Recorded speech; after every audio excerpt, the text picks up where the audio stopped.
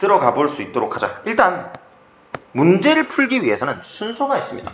수능 문제를 풀 때 순서대로 풀면 망칩니다. 수능 문제 1번부터 45번까지 순서대로 풀면 반드시 시간이 부족하도록 구성되어 있는 게 수능 시험입니다. 왜 그렇게 출제하느냐? 그래야 변별력을 확보할 수 있기 때문이죠. 여러분들은 순서대로 문제를 풀면 안 됩니다. 일단 오늘은 10파트 영역에 대한 이야기만 할 거기 때문에 실은 보통 16번부터 45번 사이에 배치됩니다. 15번까지는 화법, 작문, 문법의 출제가 이루어지죠. 어디에서 나올지는 알 수 없지만 쌤이 지금 이야기하는 거, 자, 총 몇 문제야? 1번, 2번, 3번까지 3문제. 3문제 순서 1, 2, 3번 순서로 푸는 게 아닙니다. 보통 1번 문제 있죠? 보통 1번 문제 언제 푸는 겁니까? 가장 마지막에 푸는 문제입니다. 어떻게 눈치채야 돼? 자, 가와 나에 대한 이라고 되어 있죠. 두 작품의 공통점이거나 두 작품의 차이점을 묻는 내용입니다. 즉, 두 작품을 다 읽지 않은 이상 더 풀 수는 없다는 거죠. 작은 것부터 가야 돼. 가 작품에 대한 문제 먼저 풀고 나 작품에 대한 문제를 먼저 푼 다음 그 두 가지에 대한 문제 풀이를 통해서 정보를 더 얻을 수 있습니다. 그 얻은 정보를 종합적으로 고려했을 때 1번 문제와 같은 공통점 문제를 더 쉽게 풀 수 있다. 그래서 여러분들은 항상 뭘 기억해라? 순서대로 푸는 것이 아니라 순서를 연습하는 것이 필요합니다. 평소 모의고사를 풀 때 순서 잡는 것도 연습해야 됩니다. 그러면 2번을 볼 수 있도록 하자. 보기를 바탕으로 가를 감상한 내용으로 적절하지 않은 것. 모의고사 일주일에 하나씩 풀고 있죠? 네. 그래요. 모의고사 하나씩 풀면서 여러분들이 해 나가고 있는데 특이점 하나 발견했었어야 됩니다. 문학 문제는 문제가 다 똑같죠. 자, 어떤 똑같은 부분을 찾았습니까? 모든 문제는 보기를 바탕으로 라는 말로 시작합니다. 비문학 문제는 어떻게 시작하죠? 윗글의 내용을 바탕으로 보기를 이해한 것으로 적절한 것, 적절하지 않은 것. 문학은 뭐라고? 보기를 바탕으로 가나 나나 다 같은 작품을 감상한 내용으로 적절한 것, 적절하지 않은 것이라고 묻습니다. 여기서 핵심, 감상이라고 하는 게 핵심입니다. 비문학은 독해하는 겁니다. 문학은 감상하는 거죠. 독해는 읽고 이해하는 겁니다. 정보 찾기예요. 정보 찾기. 문학은 읽고 정보 찾기가 아닙니다. 문학은 읽고 감정적 요소에 대한 정보 분석이 필요합니다. 그래서 자, 일단 한번 보자. 알 수 없어요라는 작품을 아는 사람. 이게 그래도 유명한 작품이기 때문에 아는 사람들이 조금 있는데 여러분들의 눈빛을 보니 모두 알 수 없어요라는 표정이군요. 그래요. 자, 알 수 없어요라는 한용운님의 작품은 잘 알다시피 한용운에 대한 정보가 여러분들한테 도움이 될 수 있습니다. 그걸 배경지식이라고 그러죠. 쌤이 하는 말은 그거예요. 배경지식을 구축하지 마라가 아니죠. 배경지식이 있으면 좋고 없어도 무방하다는 거예요. 가끔씩은 배경지식이 없는 것이 훨씬 더 도움이 될 수 있습니다. 지금 여러분들처럼 알 수 없어요의 일반적인 교수법에 따른 수업을 설명을 하면 어떠냐? 한용운이라는 인물 자체가 직업이 뭐야? 승려죠. 승려. 스님입니다. 그렇지만 독립운동가로 더욱더 유명하죠. 민족 대표 34민 중에 한 명이고 독립선언서를 낭독한 분입니다. 민족 대표 34민 중에서도 거의 대표급이라는 거죠. 아주 유명한 분이죠. 자, 그러한 인물이기에 그의 작품에서 등장하는 임이라고 하는 개념은 보통 조국으로 해석이 됩니다. 그걸 반영론이라는 개념으로 설명하죠. 감상에는 두 가지가 있어요. 첫째, 내재적 감상. 둘째, 외재적 감상. 내재적 감상에는 뭐가 있습니까? 절대론이라는 개념이죠. 외재적 감상에는 뭐가 있는데? 표현론, 반영론, 효용론이라는 개념이죠. 처음 들으면 안 됩니다. 내신에서 굉장히 자주 물었어요. 활용점정 풀면서도 아주 많이 봤을 겁니다. 이런 것들과 관련돼 있는 요소를 묻는 건데 내신에서는 보기를 바탕으로 이게 표현론인지 반영론인지를 찾도록 묻습니다. 수능형이라 그랬죠. 수능형이라는 건 얘가 표현론인지 반영론인지를 구분할 수 있는지를 묻는 것에 불과하다는 거예요. 수능은 절대 그렇지 않습니다. 자, 한 문장 안에 하나의 주요 정보가 있다라고 생각하고 분석해보죠. 알 수 없어요의 화자는, 자, 작품이죠. 누구로 표상되는, 자, 누구로 표상되는 이라고 이야기하고 있습니다. 여기서 누구라는 단어를 보면 쌤이 지우고 다시 해줄게요. 여기 위에 요거 뭐야? 따옴표가 있죠. 따옴표가 있습니다. 이 따옴표가 뭡니까? 시어라는 뜻입니다. 위에 텍스트, 위에 나와 있는 본문에 누구라는 시어가 나온다는 표현이에요. 그러니까 예를 들면 여기 누구뿐 아니라, 자, 봐봐. 여기 선택지에 보면 발자취 있죠? 얼굴 있죠? 입김 있죠? 전부 다 시어라는 거예요. 발자취, 얼굴, 입김은 전부 다 시어라는 거죠. 우리가 전 시간에 배웠습니다. 그죠? 시어의 성격이 어떻다? 구체적이다라고 이야기했죠. 작가가 전달하고자 하는 추상적인 정서 감정을 구체화해내는 것이 시를 쓰는 과정이라고 그랬어요. 그렇다면, 자, 요런 정보를 이미 가지고 있는 상황에서 접근을 해야 돼요. 누구로 표상이 되는, 자, 표상이 무슨 말이냐? 겉으로 드러나다라는 고급 어휘입니다만 국어시험에서 굉장히 자주 나오죠. 누구로 표상이 되는 절대자, 이렇게 나와 있네요. 자, 정보를 이렇게 정리해야 돼. 작품에 나와 있는 누구는 절대자라는 추상화 과정을 거쳐야 됩니다. 이제 시작품에서 누구를 읽을 때 절대자라는 말로 바꿔주면 된다는 거예요. 따라오고 있니? 할 수 있겠니? 그 다음, 절대자가 현실에서도 그 실제성을 확인할 수 있는 존재 라고 하는 것을 밝히는 시라는 겁니다. 이 작품은 절대자를 현실 속에서 확인할 수 있는 존재다 라는 주제의식을 지니고 있다 라고 볼 수 있는 거죠. 여러분들이 주제를 찾을 필요가 없다라는 겁니다. 즉, 화자는 자연현상의 관찰을 통해 화살표죠. 절대자의 면모와 절대자의 존재 범위를 구체화하고 있다. 같은 말로 뭐라고 표현할 수 있죠? 구체화한다는 말이 다른 말로 표현하면 뭐야? 형상화한다는 이야기입니다.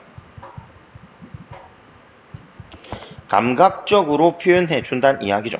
쉽게 말하면 심상으로 드러낸다는 이야기예요. 비유를 통해서도 드러낼 수 있고 상징을 사용할 수도 있습니다. 다양한 표현법들이 전부 다 형상화 과정이라고 볼 수 있을 겁니다. 집중하고 보면 여러분들이 앞으로 모의고사를 풀 때 보기에 형상화, 구체화, 감각화라는 말들이 거의 빠지지 않고 드러난다 볼 수 있을 거예요. 이때 우리는 다른 말로 바꿔주면 된다. 뭐로 바꿔주면 됩니까? 시어라는 말로 바꿔주면 됩니다. 그러니까 이걸 시어로 드러낸다라고 이해하면 되는 거죠.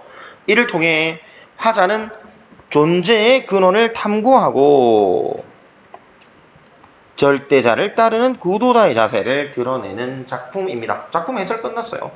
작품을 몰라도 이 작품 대충 무슨 이야기인지 알겠다. 자연현상 관찰을 통해 절대자의 면모와 절대자의 존재 범위를 규정짓는 노래이다. 간단하죠? 설명은 어렵습니다만 여기에 구도자 정도는 단어의 뜻을 알고 있어야 되죠. 구가 뭔데?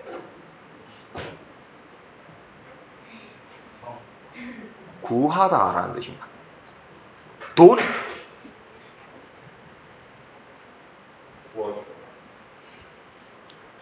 도를 아십니까? 할 때 도라고? 어떻게 알지? 그렇습니다. 도를 말합니다. 작가가 승려이기 때문에 여기서 말하는 도는 어떤 도일까요? 불도라고 말하는 것이죠. 불교의 진리를 말합니다. 그것을 구하는 사람, 그것을 찾아가는 사람, 구도자라고 이야기할 수 있죠. 자, 이것을 바탕으로 2번 내용을 대충 이해를 했고 3번 문제에 들어가보죠. 보기를 바탕으로 또 똑같네요. 보기를 바탕으로 나를 위한 내용을 찾아봐라. 먼저 누룩이 뭔지 알면 좀 곤란한데, 그렇죠. 여러분들은 사실 누룩이라고 하는 걸 알 수 없는 사람들이죠. 하지만 가끔씩 아는 애들이 있더라고. 앞반에서 누룩이 뭐냐 그랬더니 누룽지라는 대답이 나오는데, 누룩이 뭐예요? 술을 빚을 때 쓰는 발효제. 잘 읽었습니다. 자, 술을 빚을 때 쓰는 발효제. 너무 똑같이 읽어서 그죠? 혹시 아는 거로 착각하지 않았네요. 술 만드는 데 필요한 거예요. 그냥 예를 들면 곡식을 썩히면 썩습니다. 못 먹어. 근데 곡식에 누룩을 넣어서 발효시키면, 다른 말로 썩히면 술이 됩니다. 그래서 그냥 음식물을 썩히느냐, 누룩이 쉽게 말하면 곰팡이 같은 거거든요. 그죠? 그런 이 곰팡이를 집어넣어가지고 발효를 시키느냐에 따라서 성질이 달라지는데, 누룩은 술을 만들어내는 것이에요. 자, 누룩은 삭고 부서짐으로써, 삭고 부서진다, 긍정, 부정? 부정이죠. 삭고 부서짐으로써 새로운 것으로 거듭나는데, 새로운 것 긍정, 부정? 긍정이죠.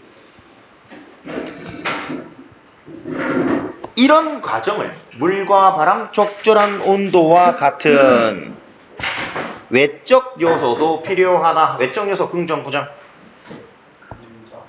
긍정적인 요소라고 판단해 볼 수가 있겠네요. 자, 이렇게 보자. 일단 이 설명 자체는 뭐야? 표현 자체가 역설적입니다. 왜 역설적이죠? 부정함으로써 긍정된다라는 것 자체는 일반 논리에서 벗어나는 거라고. 그걸 우리가 역설이라고 표현을 하는데, 자, 개념으로 설명하면 삭고 부서짐으로써 새로운 것을 만들어내는 이런 가치를 두 글자로 뭐라고 표현하더라?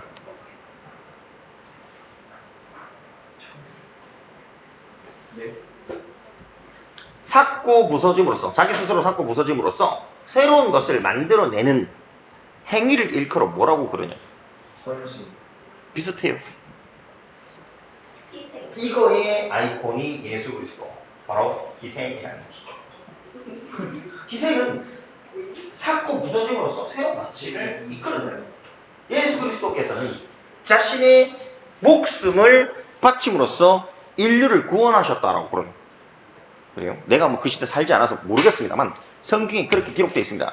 그것이 희생이라는 겁니다. 희생의 가치는 굉장히 위대하죠. 나의 것을 포기함으로써 다른 사람들의 가치를 더 크게 만들어주는 행위입니다. 누룩이 바로 그런 존재라고 볼 수 있다는 거죠. 근데 누룩 혼자 가능한 게 아니고 뭐가 필요하다? 물과 바람, 적절한 온도와 같은 외적 요소도 필요하다는 거예요. 자, 나는 누룩으로 술을 만드는 과정에 빗대어 산업화 시기 어목했던 정치 현실 긍정, 부정? 부정이죠. 부정. 고통을 겪었던 고통, 부정입니다. 민중의 모습, 민중 자체가 부정이 아니죠. 고통을 겪었던 민중의 모습을 형상화하고 있다. 다른 말로 구체화하고 있다. 감각화하고 있다. 심상으로 드러낸다. 비유한다. 상징으로 나타낸다. 역설적 표현을 사용하고 있다. 반어적인 표현 요소를 보인다. 기타 등등 들을 게 많아. 다만 주로 형상화나 구체화라는 말을 통해 표현하다 라고 이야기해줘. 즉 암울한 현실로 인해, 암울한 현실이 뭔데? 부정. 또 이제 그냥 부정이라고 하면 안 되죠. 암울한 현실이 뭔데? 산업화 시기 어목했던 정치 현실 의견. 정보와 정보 관계를 계속 연결시켜서 읽어야 돼요. 그 다음 시련을 겪었던 민중은, 자, 민중은 어떤 존재? 1. 강인한 생명력을 지닌 존재. 2. 인내심을 지닌 존재. 이기 때문에 각성하여 무기력을 극복하는 존재가 되며 연대의식과 희생. 연대의식이 뭡니까? 쌤이 엊그제 강한 연대의식을 보았어요. 그죠? 여기서 목표가 친구들도 있을 텐데 연대의식이 뭐예요? 서로 뭉치는, 다 같이 힘을 합치는 거예요. 그죠? 너무 쉽게 재무쌤 한번 물에 빠뜨려 보겠다고 10명 우우 몰려가 선생님을 물에 빠뜨리고 숨을 못 쉬게 겨우겨우 나와가지고 캑캑대고 있으니까 좋다고 쳐오고 뭐하는 짓입니까? 하지만 그것이 강인한 생명력을 지닌 민중의 연대의식이라는 말을 설명할 수 있는 내용. 연대의식은 서로 뭉치는 겁니다. 그러면 뭐 할 수 있죠? 아무리 큰 존재, 아무리 강력한 존재라도 무너뜨릴 수 있는 것이죠. 민중의 힘입니다. 학생의 힘이었죠. 물론 무너뜨려야 되는 존재가 아니라고 생각하는데 학원생들 다 빠뜨리고 민쌤 원장님이 제일 크죠. 몇 불 빠뜨린 거야 도대체. 하루 종일 빠뜨리더만. 물론 뭐 민쌤은 즐거워하는 것 같아서 뭐 큰 그건 없습니다. 쌤은 즐겁지 않았어요. 그런 거 하지만 결국 새로운 시대를 이끌어내는 존재로 그려지고 있다. 누가? 민중이. 자, 그렇게 작품을 정리해봐요. 자, 글자를 읽어나가는 게 목표가 아닙니다. 국어시험을 볼 때, 수능 국어시험을 볼 때 여러분들이 한글을 다 읽을 줄 안다는 건 다 알고 있습니다. 읽는 것으로 만족하지 마라. 읽되 그것의 의미를 분석하고 정리해라. 그러면 문제가 풀릴 것이다. 자, 이제 1번을 봅니다. 자, 이제 아는 말들이 많이 나오죠. 첫 번째, 역설적 표현입니다. 두 번째, 계절의 흐름이죠. 세 번째, 좀 어려운 말이네요. 유사한 동사구죠. 네 번째, 의성어. 다섯 번째, 의문형 진술이라는 말들 나와 있습니다. 이건 다 하고 나서 정리하래. 다만 정보가 이렇죠. 가와 달리 나는 이라고 이야기하고 있고, 가와 달리 나는, 나와 달리 가는, 가나 모두, 가나 모두라고 하는 찾아야 되는 정보 범위가 다릅니다. 1번, 2번은 나 정보를 묻고 있고 3번은 가 정보를 묻고 있으며 4번, 5번은 가나의 모든 정보를 묻고 있죠. 얘를 뭐라고 이야기해? 얘를 뭐라고 부릅니까? 비교라고 부릅니다. 공통점 찾는 행위죠. 얘를 뭐라고 부릅니까? 대조라고 부릅니다. 차이점을 찾는 행위입니다. 그런데 문제, 설명으로 가장 적절한 것이라고 물었죠. 설명이라는 말은 앞으로 많이 볼 텐데 뭘 이야기하는 거죠? 얘는 내용 전개 방식이나 아니면 서술상의 특징을 주로 묻는 말입니다. 그렇기 때문에 1번 문제 유형은 거의 유사하다고 봅니다. 1번 문제에서는 뭘 공부해야 되느냐? 역설적 표현, 계절의 흐름을 통한 태상의 특성을 부각하다. 요건 나중에 이제 우리가 수능 시간에 배울 때 시상 전개 방식으로 배울 거예요. 이거의 상위 개념이 뭐야? 시간의 흐름에 따른 변화. 추보식 구성이라고 들어봤을 거예요. 아니면 순행적 구성이라고 들어봤을 겁니다. 그걸 구체화시켜서 계절의 흐름이라고 볼 수 있습니다. 세 번째, 유사한 동사구조, 운율에서 배웠던 개념입니다. 기억이 나지 않겠지만 의성어 개념은 알 거고 의문형 진술은 의문형 종결 어미 사용이라는 문법적 개념이 포함되어 있습니다. 자, 가를 보자. 어떻게 네가 스스로 읽고 풀어낼 수 있느냐? 풀어낼 수 있다 없다? 풀어낼 수 있다. 어떻게 풀어낼 수 있다? 보기의 기준을 바탕으로 풀어낼 수 있다. 보기의 기준이 1대1로 대응되는 부분을 찾고 1대1로 대응이 되지 않는 부분들을 이끌어내면 그게 정답이 됩니다. 한번 볼까요? 바람도 없는 공중에 수직의 밤을 내며 고요히 떨어지는 오동잎은 누구의? 누구 알죠? 누구가 누군데? 절대자죠. 누구의?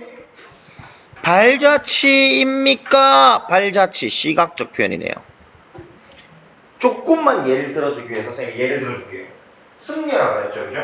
그러면 자, 뭐 목탁 같은 거 들고 있을 겁니다. 그러면서 이제 연불을 하시겠죠, 연불, 그죠?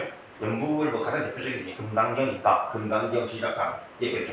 마하반야 바람일타 막 이러면서죠. 막 기절해서 떡떡떡떡 하시고. 이게 지금 수양 중인 거예요. 불도를 찾아가는 과정이죠, 그죠? 마하반야 많이 들어봤을 거예요. 이걸 막 하고 계셔. 이걸 막 하고 있는데 갑자기 바람도 없어. 바람이 없어. 바람도 없고 아무것도 없는 공중에 수직의 파문을 내며 고요히 떨어지는 오동잎. 누가 떨어뜨린 거야? 마하반야. 누구세요? 오동잎 떨어졌어. 아무도 없는데. 누구세요? 무슨 얘기다? 안 보이네. 또 뭐 하는 거야? 지리한 장막 끝에 서풍에 몰려가는 검은 구름에 터진 틈으로 언뜻 보이는 푸른 하늘. 다른 말로 다시 마하반야 바람이 두 번에 가서 많이 나타나네. 세번 해야 되는데. 마하반야 바라밀타 하고 있는 거야. 하고 있는데 갑자기 하늘에서 아무도 없죠, 그죠? 검은 구름이 물러나고 마하하고 있는데 파란 하늘이 언뜻 보이는 거야. 누구세요? 부처님인가요? 아닌가요? 다시. 꽃도 없는 깊은 나무에 푸른 이끼를 거쳐서 애타비의 고요한 하늘을 스치는 알 수 없는 향기는 누구의 앞에서도 누구의 얼굴입니까? 입김입니까? 1행, 2행 모두 시각적인 요소죠. 3행은 뭐야? 후각적인 요소입니다. 입김. 앞에 보면 향기 나오죠? 향기. 자, 산에서 마하반야, 아직 안 하네. 마하반야 바라밀타, 이렇게 하고 있어요. 꽃도 없는 깊은 나무에 푸른 이끼를 거쳐서 예탑 위에 고요한 하늘을 스치면서 알 수 없는 향기. 아무도 없는데 뭔가 향기가 지나갔어. 낯선 여자에게서 그 새끼, 아니, 어쨌든. 옛날에 공부했었죠. 알 수 없는 향기가 지나갔어. 누구야, 도대체? 사람은 아니야. 누구야? 부처님인가요? 부처의 진리인 건가요? 라고 생각을 했는데 또 안 보여. 포기하지 않습니다. 근원은 요거 하나 하고 넘어가죠. 시 문제를 어렵다라고 하는 애들의 공통점이 뭐냐? 정말 쓸데없는데 집중합니다. 예를 들면 그 꽃도 없는 깊은 나무에 라고 합니다. 자, 읽어 나가고 있었죠. 글자를 읽어, 위에 건 충분히 이해할 수 있죠. 이거 읽으면서 자, 꽃도 없는 깊은 나무에 뭐가 깊다는 거지? 쌤, 너무 어려워. 이거 못 풉니다. 이거 너무 어렵습니다. 시가 중요해, 안 중요해? 안 중요합니다. 깊은, 안 중요하다라고 말할 수 있습니다. 쌤이 뭔데 저걸 중요하다 안 중요하다고 마음대로 정합니까? 아니에요. 내가 정한 게 아닙니다. 문제에서 전혀 묻고 있지 않습니다. 쌤 그거 어떻게 알아요? 어떻게 알까요? 문제에서 묻는 거. 칠판 봐요. 뭐를 묻느냐? 누구 발자취와 같이 굵은 글씨로 되어 있습니다. 안 굵은 글씨는 안 묻습니다. 핵심적 정보가 아니라. 자, 그 다음 굵은 글씨 또 어디 있어? 얼굴이. 얼굴 중요하다. 입김 중요하다. 이게 중요한 게 아니고 이게 중요하다. 내신 시험이라면 이게 중요합니다. 왜? 뜻하기 어렵잖아. 이게 무슨 뜻일까를 묻겠죠. 꽃도 없어. 왜? 죽은 나무인갑지. 그러니까 오래된 나무 정도의 의미로 이해하면 됩니다. 이거는 이 작품을 학교에서 배울 때 선생님이 설명해 주십니다. 야, 니들 이런 거 좀 어려우니까 조심해라. 이거 중요하다. 수능에 나올지도 몰라. 라는 의미 없는 말을 던지면서 이게 중요하다고 설명을 하시죠. 이해가 잘 안 되는 부분이니까 수능에선 하등 중요함이 없습니다. 그러면 얘는 절대 중요하지 않나요? 그런 건 또 아니겠죠. 왜? 수능에 낼 때 이걸 밑줄 그어놓고, 아니 굵은 글씨로 써놓고 이거와 관련되어 있는 보기적 설명을 주면 이거 중요할 수 있어요. 뭐가 중요할지는 문제마다 다르다는 거예요. 작품에서 중요한 포인트가 정해져 있는 것이 아니라 그건 문제를 낼 때마다 달라지는 겁니다. 그러니까 작품이 별로 중요한 건 아니라는 거죠. 이 나무에 푸른 이끼를 거쳐 애따비의 고요한 하늘을 스친 알 수 없는 향기, 누구의 낌입니까? 그러는 알지도 못하는 곳에서 나서 돌뿌리를 울리고 가늘게 흐르는 작은 시는 이때까지 하고 좀 달리, 이때는 뭐 푸른 하늘이나 오동잎은 굵은 글씨가 아니었죠. 그런데 작은 시는 굵은 글씨로 나왔습니다. 묻는다는 거예요. 작은 신의 의미를 묻는다는 거죠. 왜? 순서 다리가 길어서 그래요. 그 다음 작은 시내는 구비구비 누구의 노래입니까? 누구? 절대자의 노래라는 것이죠. 연꽃 같은 발꿈치로 가히 없는 바다를 밟고 옷 같은 손으로 끝없는 하늘을 만지면서 떨어지는 나를 곧게 단장하는 저 정도로 누구의 시입니까? 요거 조금 정리 한번 해보자. 되게 꿀팁이라고 생각하면 됩니다. 학생들이 가장 어려워하는 표현법 중에 하나가 뭐냐면 이건데, 자, 잘 봐요. 연꽃 같은 발꿈치로 가히 없는 바다를 밟고 옷 같은 손으로 끝없는 하늘을 만지면서 이게 뭡니까?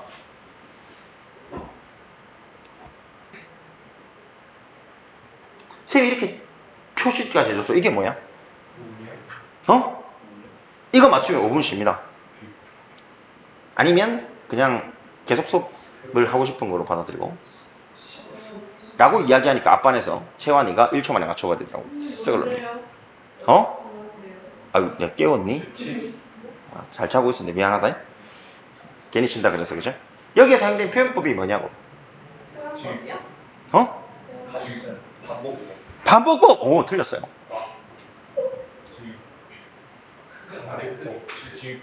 지규법! 아닙니다. 오빠. 대구법이라고 하는 것이 정답이 되는데, 자, 사실 정확하게 말하자면 대구법이 아닙니다. 대구법이 아니고 대구법입니다. 표준 발음이 네, 그렇게 많이 했어. 아니야, 대구법이라 그랬어. 대구법이라면 에이, 네. 내가 잘못 들었구나. 대구법이에요. 그죠? 대구법. 자, 대구법을 어떻게 찾을 거냐? 잘 봐. A 같은 B 같은 C로 D로 E 없는 F 없는 G를 H를 I고 J면서 이렇게 되죠. 무슨 말이냐면 자 A와 B의 단어는 다를지라도 문장의 성분이 대응됩니다. 그 다음 C와 D가 그런 식으로 대응되고 E와 F, G와 H, I와 J가 각각 대응된다는 거죠.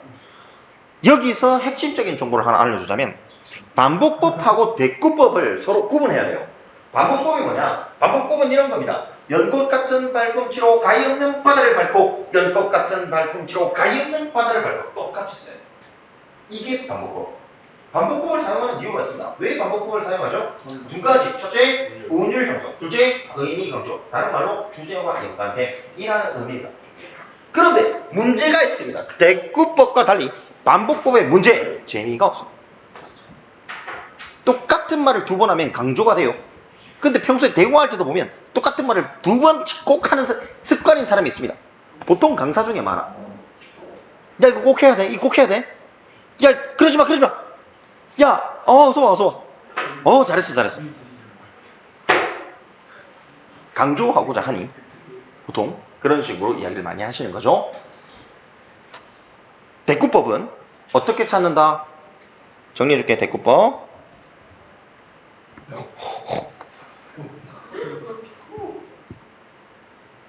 왜? 자, 대꾸법. 같은 문장 성분의 반복을 통해 드러내는 것이 대꾸법입니다. 쌤, 이거 뭐 다 써주면 무슨 의미가 있나요? 어차피 저는 필기를 하고 있지 않는데. 자, 필기할 필요 없어요. 나 이거 유튜브 올려준다 그랬죠?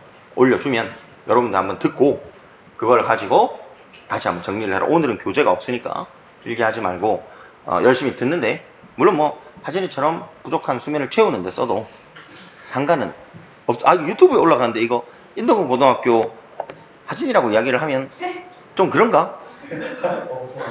그래요. 그럼 하진이란 말은 취소하도록 하고 계속 봅시다. 그냥 안 쳐요? 맞췄는데. 요런 거 기억을 참 잘하시네요. A까지만 하고 쉽시다. A까지만 하고. 자, 연꽃 같은 발꿈치로 가히 없는 바다를 밟고 옷 같은 손으로 끝없는 하늘을 만지면서 떨어지는 나를 곱게 단장하는 조정놀은 누구의 시입니까? 라고 이야기하고 있네요.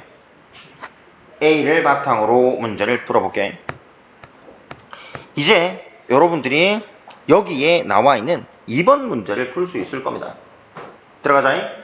A에서 누구의 흔적을 구체적인 대상인 발자취, 얼굴, 입김, 요거 앞에서 전부 다 굵은 글씨로 되어 있었던 거 봤죠? 얘들을 표현해주면서, 자, 얘들의 정보를 구체적인 대상이라고 주면서 구체화된 표현이라는 걸 보여줍니다. 이제 얘들의 추상화된 개념과 1대1 대응을 시켜서 적절성을 판단하기만 하면 돼요. 절대자가 실제 하는 존재임을 분명히 밝히고 있군. 자, 일단 보기에서 뭡니까? 요 정보 대응하는 거 확인할 수 있나요? 대응되죠? 그 다음 시 내용을 통해서 발자취 얼굴 입김을 봅니다. 발자취 얼굴 입김이라고 하는 이 정보들, 얼굴, 입김, 발자취 전부 다 절대자, 이와 같은 자연현상의 관찰. 이게 왜 자연현상의 관찰이죠? 보기에서 자연현상의 관찰이라는 말을 줬기 때문에 여러분들은 작품 속에서 이게 자연현상의 관찰이라는 말로 표현되겠구나를 읽어야 된다고. 지금까지 따라옵니까? 그 다음 절대자의 면모와 절대자의 존재 범위에 해당하는 정보가 뭐니? 지금 방금 동그라미 친 누구의 발자취, 누구의 얼굴, 누구의 입김이죠. 누구가 뭐야? 절대자. 그러면 발자국, 얼굴, 입김, 작은 시, 노래, 시 전부 다 뭘 이야기하는 거죠? 절대자의 면모와 절대자의 존재 범위를 의미하는 구체적 시어들입니다. 네가 이 작품을 해석할 필요 없이 이미 해석되어 있는 부분에 연결시키는 게 국어 시영역이라고. 근데 그렇게 연결시키다 보면 본인이 설명이 가능하죠. 아, 이건 절대자의 면모구나. 노래가, 시가, 발자취가 절대자의 면모구나. 면모라는 단어의 의미만 알고 있으면 되지. 그죠? 면모가 뭔데? 모습. 존재 범위이구나. 이런 것들을 이해해 줄 수 있다는 거죠. 그래서 다시 내려와서 실제 하는 존재, 절대자의 존재 범위 연결시켜주면 적절하다고 판단이 가능하니? 얘는 가능하다는 거죠. 1번은 옳은 선택지가 되겠네. 두 번째, A에서 작은 시내를 노래로 전형노를 시라고 밝힘으로써 존재의 근원을 탐구하는 구도의 방향이 타인에서 자아로 향해야 한다는 점을 드러내고 있군. 그런가요? 일단 타인을 드러내주는 시어가 뭐가 있습니까?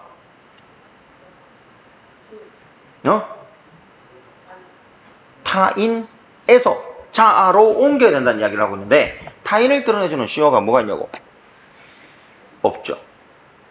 말은 굉장히 그럴듯해 보입니다만 실제 보기의 내용과도 일치하지 않고 시어 중에서도 그런 식의 타인을 이끌어낼 수 있는 존재를 드러내주는 시어들은 존재하지 않는다는 거야. 정답은 2번이 되겠네. 3번 A에서 누구가, 자, 이것도 잘 봐야 돼. 절대자죠. 가히 없는 바다와 끝없는 하늘이라고 하는 공간에 위치한다. 절대자의 존재 범위라고 볼 수 있겠죠. 선택지를 계속 보기하고 연관시켜야 됩니다. 절대자의 존재 범위를 밝힘으로써 절대자가 존재하는 공간이 무한함을 드러내고 있다. 바다와 하늘 무한한 공간 맞나요? 애매합니다. 하늘과 바다는 정해져 있는데 이걸 왜 무한하다고 표현했지? 과학적 관점으로 보면 틀린 겁니다. 그런데 얘는 적절하다 볼 수 있죠. 왜? 자, 쌤이 표시해놨죠. 바다의 속성 가히 없습니다. 하늘의 속성 끝이 없습니다. 무슨 말이냐? 여기에서 설명하고 있는 가히 없다가 끝 없다는 이야기야. 똑같은 말을 반복하면 재미가 없으니까 바꿔준 거야. 가히 없다와 끝 없다가 무한함과 1대1 대응을 하는지 고려해보면 1대1로 대응한다 볼 수 있어? 없어?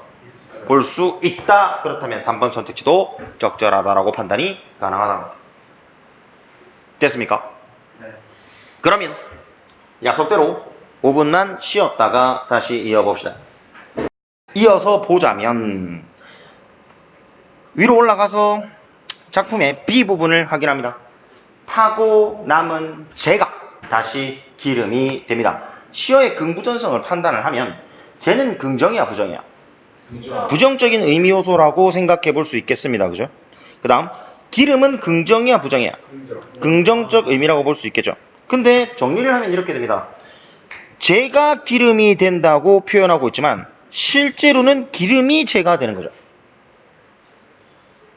무슨 말인지 알겠어? 제가 기름이 되는 거야? 기름이 제가 되는 거야?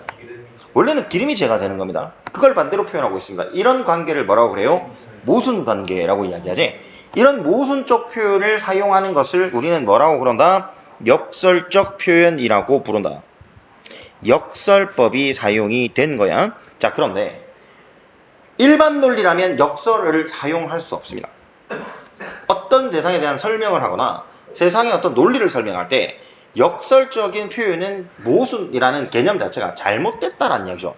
그런데 시에서는 역설법을 굉장히 자주 사용합니다. 왜 그러냐?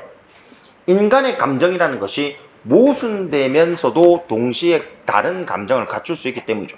예를 들면 여러분들이 이때까지 엄청 열심히 참아왔죠. 자, 모의고사를 일주일에 1회씩 풀어라. 국어 모의고사 제발 일주일에 하나씩 풀어라. 거의 매주 이야기를 했음에도 불구하고 그래요. 나는 참을 것이다. 나는 참을 것이다. 막 이러면서 6개월이 넘는 시간을 여러분들이 참아왔습니다. 정말 대단하죠. 그 정도 인정합니다, 쌤이. 그죠? 그런데 그 의지를 꺾고 이제 풀기 시작한다 칩시다. 오늘부터 풀기 시작합니다. 얼만큼 더 풀어야 돼? 2년 플러스 98일이죠. 거의 매주 하나씩 풉니다. 그래서 100회 이상의 모의고사를 풀어냅니다. 그렇게 되면 100회 정도를 풀죠. 100회 이상의 모의고사를 풉니다. 그래서 수능에서 뭐 별로 받고 싶지는 않았지만 국어 1등급을 받았다. 사실 받고 싶지 않았다는 건 그만큼 노력하는 과정이 힘들었다는 거죠. 매주 하나씩 모의고사 100회를 푼다는 건 굉장히 어려운 일이에요. 1등급을 받으면서 느끼는 감정, 일단 지난 2년 98일이 떠오르면서 굉장히 고통스러울 겁니다. 표정이 일그러지겠죠. 매주 하나씩 풀었어. 그러면서 그 숫자 1을 보면서 느끼는 희열이 있을 겁니다. 고통스러운 희열이 되는 거죠. 인간은 이런 모순된 감정을 동시에 느낄 수 있습니다. 그리고 그런 감정들을 표현하고자 하는 욕구가 있죠. 그런 거를 표현한 방식을 일컬어 패러독스라고 부른다는 거죠. 역설이라는 뜻입니다. 그러니까 패러독스를 표현해내는 이러한 시적 표현은 시인이 표현해내고자 하는 특정 감정을 강조해주고자 하는 주제의식과 연결되는 경우가 굉장히 많다는 거죠. 자, 무슨 말이죠? 이제 하나씩 접근해보자. 밑에 다시 한번 봅니다. 2번을 보면 자연현상 관찰을 통해 요걸로 해볼까? 자연현상의 관찰을 통해 절대자의 면모와 존재 범위를 구체화한다 그랬죠. 그죠? 다시 위에 올라가서 1. 자연현상의 관찰을 통해 구체화해 주었습니다. 찾았죠. 찾는 과정에 성공해서 실패했어? 이건 실패한 거야. 누구십니까? 못 찾았다는 거죠. 포기했습니까? 아니죠. 다시 뭘로 만들어? 기름으로 만들어 준 겁니다. 타고 남은 재가 다시 기름이 됩니다. 그리고 얘는 다시 뭐? 타고 남은 재가 되겠죠. 끝이야? 아니야. 다시 기름이 됩니다. 끝입니까? 아니죠. 다시 재가 되죠. 무한 반복이라. 그러한 시적 화자의 불도를 추구하는 구도자로서의 변함없음을 이야기하는 부분이라고. 그래서 그거를 우리가 여기서 읽어준다면 다시 타고 남은 재가 다시 기름이 됩니다라는 의미를 위에 나와 있는 이 A 부분의 내용을 줄여서 표현한 것이다 라고 이해해 볼 수 있다는 겁니다. 여기에 끝일 줄 모르고 타는 나의 가슴은 누구의 밤을 지키는 약한 등불입니까? 문제지에 받친 거 알겠죠? 굵은 글씨가 엄청 많이 나와요. 여기에서 자, 끝일 줄 모르고 탄다라는 이야기는 앞에 나와 있는 정보라는 걸 쉽게 이해할 수 있고, 나의 가슴은 나의 어떤 마음, 정서를 말하죠. 누구의 밤, 누구가 절대자니까 절대자의 밤으로 해석해보면 여러분들이 알 수 있겠네요. 시각적인 이미지입니다. 밤이라고 하는 시각적 이미지의 속성이 뭔데? 안 보인다요. 안 보인다? 절대자의 존재 근원을 밝히는 건 내 눈에 안 보인다는 거예요. 그래서 찾을 수 없다가 아니라 어떻게? 나의 이 끝일 줄 모르고 타는 가슴이 이런 절대자의 미지의 존재인 절대자를 알아보게 만드는 등불입니까? 등불 은유죠. 원관념과 보조관념의 속성을 바탕으로 보조관념의 속성으로 원관념의 의미를 이끌어내라 그랬습니다. 등불 뭡니까? 어둠을 밝혀주는 존재죠. 절대자라고 하는 미지의 존재를 밝혀줄 존재, 바로 포기하지 않는 구도자의 자세라고 하는 의미 요소로 접근이 될 거예요. 그렇다면 문제를 풀어봅니다. 4번 선택지죠. 자신의 가슴이 그칠 줄 모르고 탄다고 하면서 그칠 줄 모르고 탄다. 존재의 근원에 대한 탐구가 끊임없이 지속될 것임을 밝히고 있다. 1대1 대응이 가능한가요? 그칠 줄 모른다라는 것은 존재에 대한 탐구가 끊임이 없을 것이다, 지속될 것이다 라는 의미와 1대1 대응이 되나요?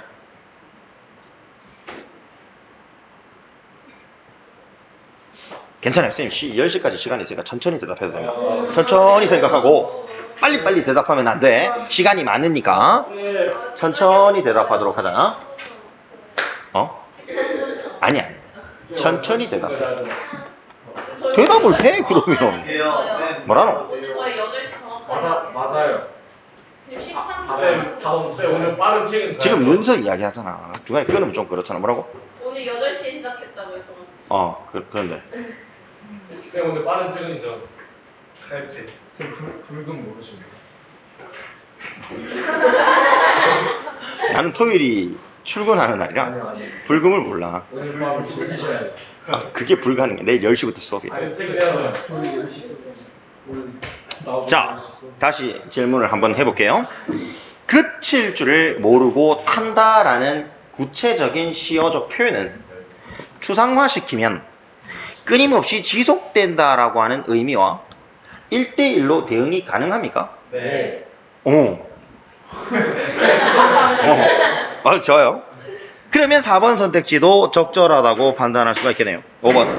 화자는 자신의 가슴을 누구의 밤을 밝히는 등불에 비유함으로써 절대자를 위한 희생의지. 자, 희생의지가 뭐였죠? 앞에 보게 설명했습니다. 희생이 뭐였죠? 자기 자신을 희생해서 새로운 가치를 이끌어내는 누룩이라는 시에서 답이 나왔죠? 네. 그걸 이야기하는 겁니다. 그러면 이건 자기 자신을 희생해서 절대자의 면모를 드러낸다는 새로운 가치로 나아가는 것이라고 이해해 볼 수 있겠니? 네. 1대1 대응이 됩니까? 네. 그렇다면 얘도 적절한 답이 된다는 거죠. 그래서 정답 몇 번? 2번이 나온다는 거죠.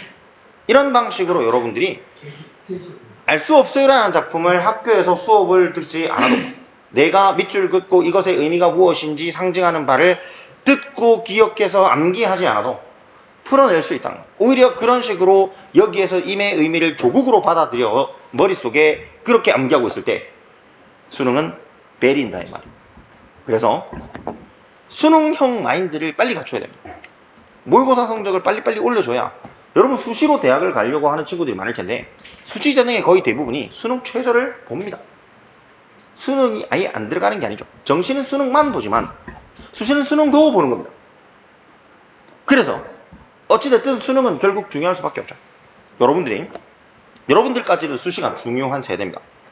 지금 현재 중3들은 아마 다시 정시가 강화될 것 같은데 이미 여러분들은 정시보다 수시가 훨씬 더 중요하다고 정해져 있습니다.